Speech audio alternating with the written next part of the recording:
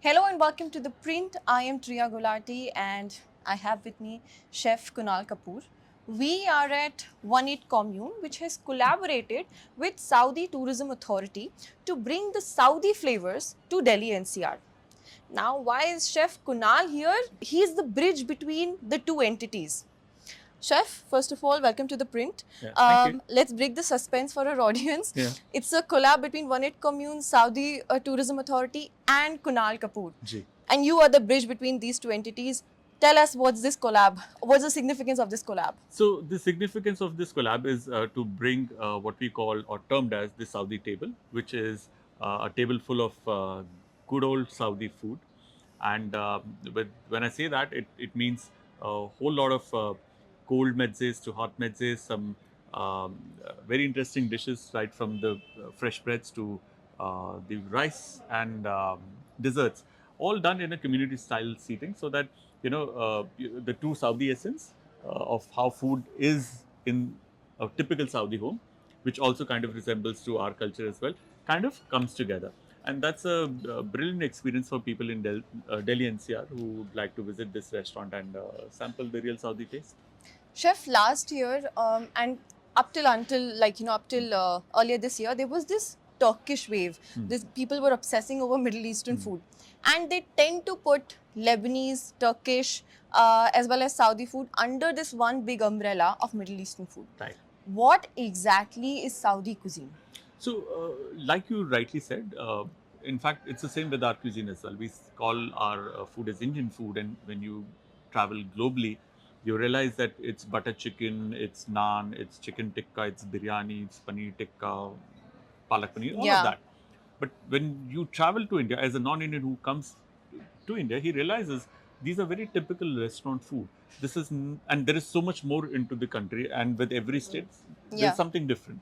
Similarly, Middle Eastern food, yes, there are lines that kind of overlap, and there are a lot of similarities. But Saudi on its own has its own distinctive produce that they do, and there is a very distinct style of food that they prepare. And uh, again, the food that is prepared at home versus the food that is prepared in the restaurant also is very different.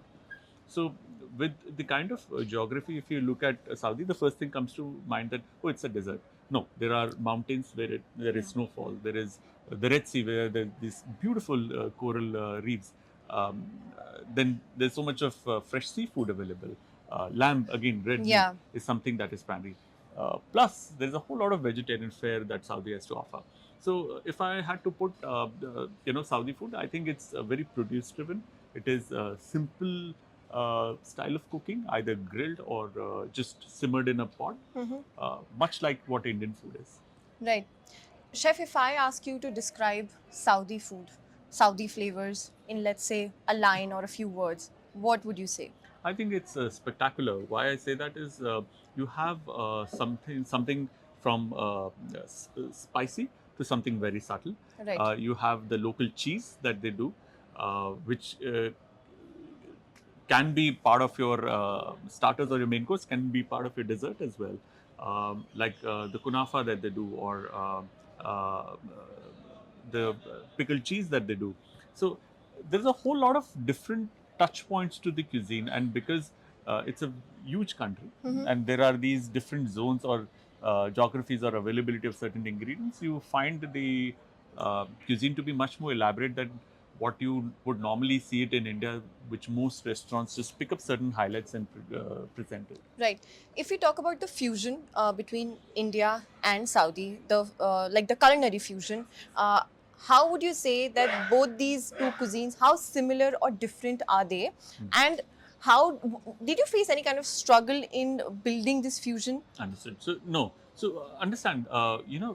India and Saudi, we've had trade links from centuries ago, and um, like what we boast about is our spices, the best quality rice that we do, and that's all part of the trade, and it's been their staple as well, to a very large extent, because obviously there has been a strong Indian diaspora in Saudi as well for centuries ago.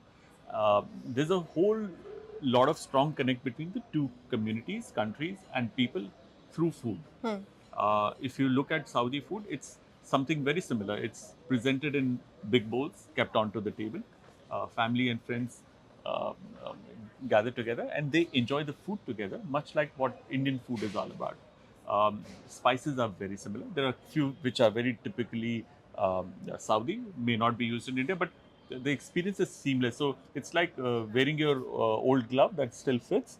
It's like changing those gloves from Indian cuisine going into Saudi. It's seamless. Right.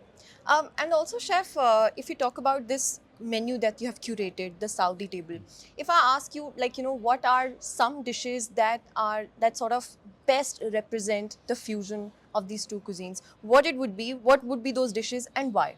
So let's say try the kapsa because we love biryani. We are a Yeah. country we're obsessed with biryani and pulao.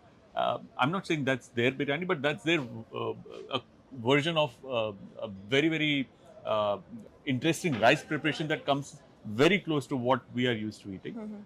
If you try the chicken kapsa, it is a roast chicken with a tomato curry and a very fragrant rice with saffron and nuts. It's something that will kind of remind you of what we have back in home at home. Then definitely try the kunafa or the fresh flatbreads with zaatar. Zaatar is that spice mix which you typically find in Saudi, and uh, the entire point, like if you look at Indian food, we have this saying that the food can be a little okay, but the breads have to be perfect. It has Yeah. to be fresh and hot. Right. The same concept goes there. Goes The there, amount okay. of fresh breads that you find in Saudi cuisine is amazing, and the entire think of even taking a nice good flatbread and just some nice olive oil and some pickled vegetables and some nice pickles, whether Yeah. it's bangan ka pickle, which is aubergine pickle, or something to do with filfil, which is chilies, is brilliant. Okay. And if today, okay, this is a collab between Saudi and Indian flavors. If I ask you that if you get an opportunity to pair Saudi flavors with the flavors of a specific state of India, what would that be? Which state would that be? I think Bihar. So how Bihar. we do, how do we Okay. chokha? Yeah. So a chokha is roasted aubergine with obviously onions, tomatoes, and we use sarson ka tel, which Yeah. is raw mustard oil, and that gives the kick. You look at Baba Ganoush or the love of aubergines from the Saudi side, where they are roasted and made it into a dip. They come very close. The main difference is the use of oil, because olive oil is something which is very Yeah. native to that region. And mustard oil is Mustard to ours. So if you look at both the dishes, they look the same. Just the oil changes the final taste of the dish. Anything else that sort of that sort of made you pick Bihar? Are there any other similarities Oh between? no, you just happened to ask one. So I first Okay. instance when my first experience was when I saw this, I'm like, back Right. home we have something like a chokha. It's so similar. Yeah. It's very uncanny. Chef, I would blame a lot of social media. I would put a lot of blame on social media that for the last couple of years, the term fusion has been bastardized. Okay, you think about fusion and you instantly, if you are a foodie, you instantly start to doubt that what if it might be something absurd. It might just be something to get views or something like that. What is your take? As a chef who has been around for a lot of years, what is your take on fusion food and how actively do you promote it? And according to you, what is the right way to go about fusion? Okay, so I think the right way to go about doing fusion at a chef's level, or anybody who's trying attempting to do that, is you need to understand the basics.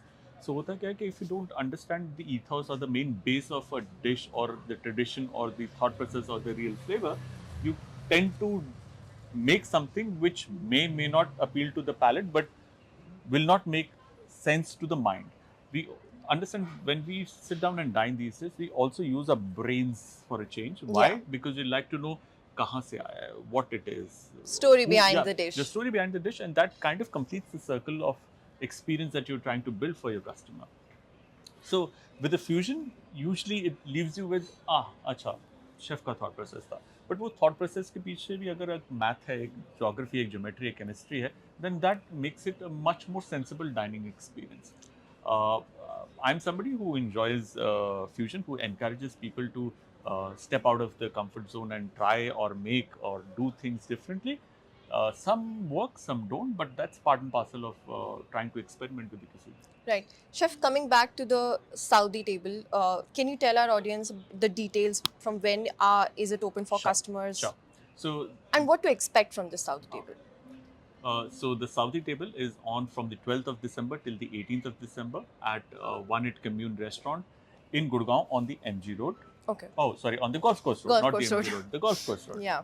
And this particular Saudi table has an extensive menu from cold and hot mezze, soups, to main courses, breads, rice, and desserts. And this is limited throughout the day. You can come and enjoy this and experience a bit of Saudi in on your table. Which is your, I mean, I know it's very difficult when you have curated an entire menu, it's very difficult to pick your favorites.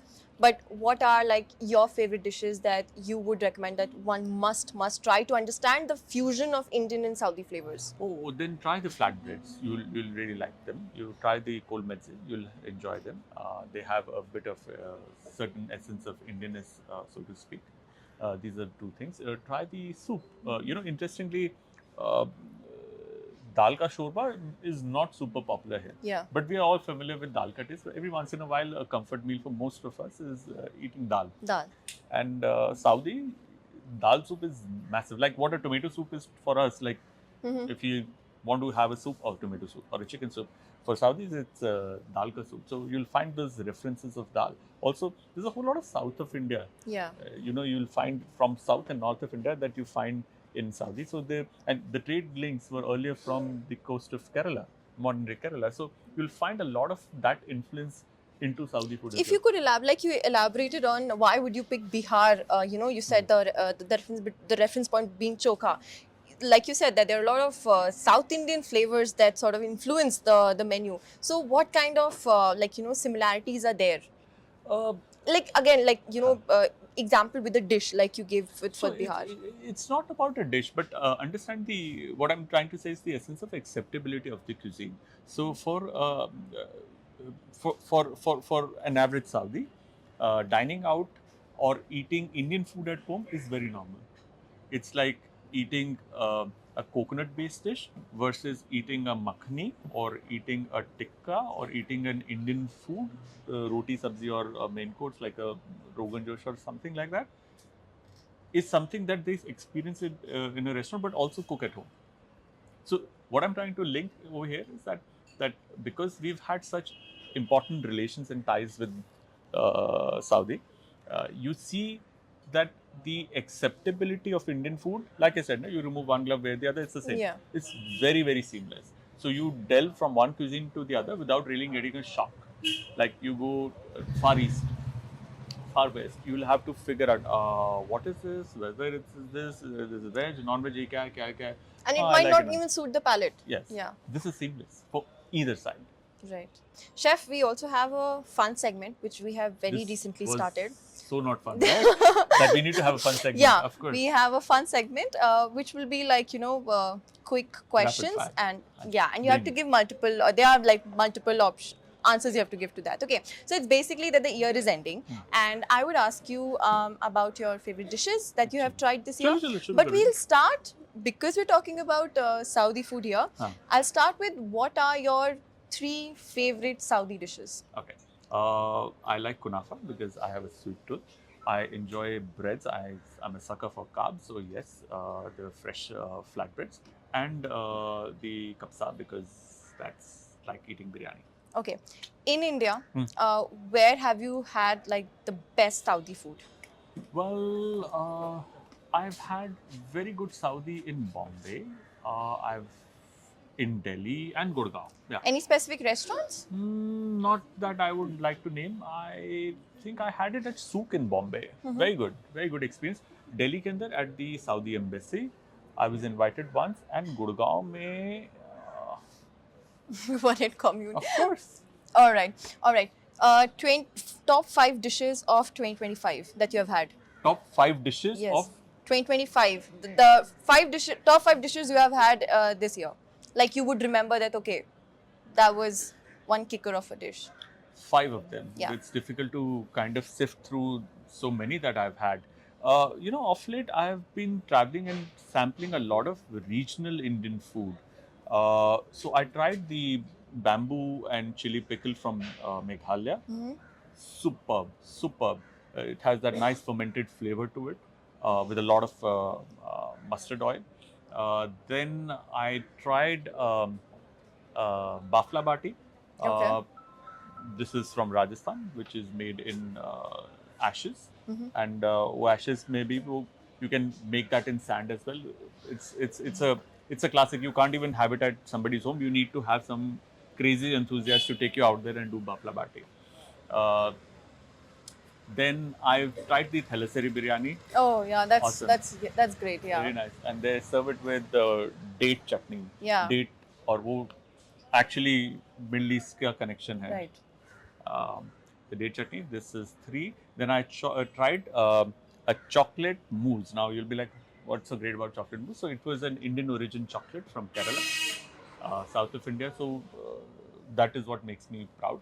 In fact, I've also tried the Goan chocolate, which is made in India and won some very fantastic awards. Okay.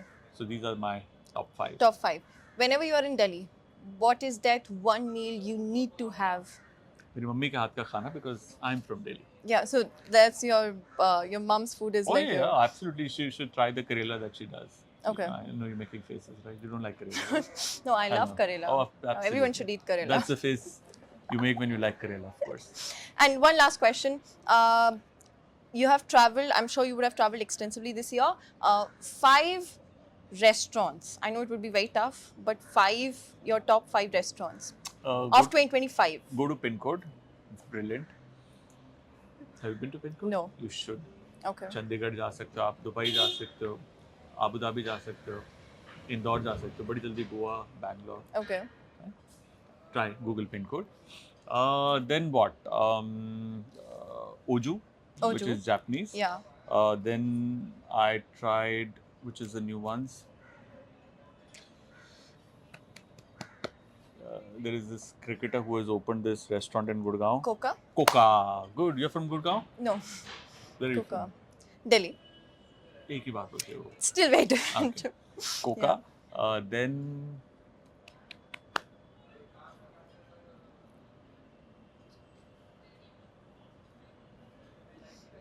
That's it? I don't know. I can't recall, man. I've been Okay. to many. I'm Okay, having not this- the new ones. We have 3 new ones. Any other you would add to your top 5 restaurants of 2025? Oh, Dampo. That was number 1. Yeah, always. Yeah, Dampuk. Dampuk. And oh yeah, acha, in India, outside India? in India. Acha, in India. Dampuk I tried because they changed their menu. And oh yeah, I did go to Al Kausar to try kakori. Kakuri. Yeah. Okay. It's very difficult to do and get it right. So there's some restaurants who get it right. Well, I think that's it. Thank you so much. Thank you, Ji. Such a pleasure.